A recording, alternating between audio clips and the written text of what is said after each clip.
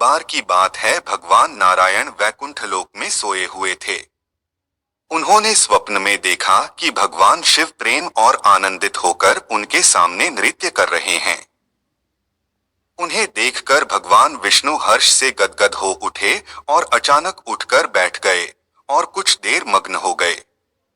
उन्हें इस प्रकार बैठे देखकर श्री लक्ष्मी जी उनसे पूछने लगी, भगवान, आपके इस प्रकार अचानक निद्रा से जागने का क्या कारण है?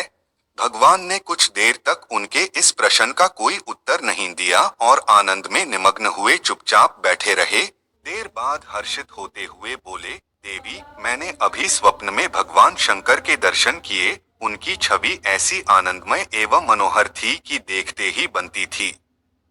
मुझे ऐसा लग रहा है कि भोलेनाथ ने मुझे स्मरण किया है। चलो कैलाश में चलकर हम लोग महादेव के दर्शन करते हैं। ऐसा विचार कर दोनों कैलाश की ओर चल दिए।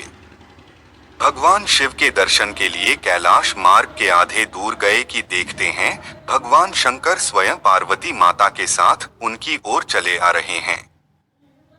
अब भगवान के आनंद का तो ठिकाना ही नहीं रहा। पास आते ही दोनों परस्पर बड़े प्रेम से मिले। ऐसा लगा मानो प्रेम और आनंद का समुद्र चारों ओर उमड़ पड़ा हो। एक दूसरे को देखकर दोनों के नेत्रों से आनंदाश्रु बहने लगे। दोनों ही एक दूसरे से लिपटे हुए कुछ देर खड़े रहे। जब विष्णु भगवान ने शिव शंकर से पूछा तो मालूम हुआ कि शंकर जी को भी रात्रि में इसी प्रकार का स्वप्न हुआ कि मानो विष्णु भगवान को वे उसी रूप में देख रहे हैं जिस रूप में अब उनके सामने खड़े थे। दोनों के स्वप्न के वृत्तांत से अवगत होने के बाद दोनों एक दूसरे को अपने निवास ले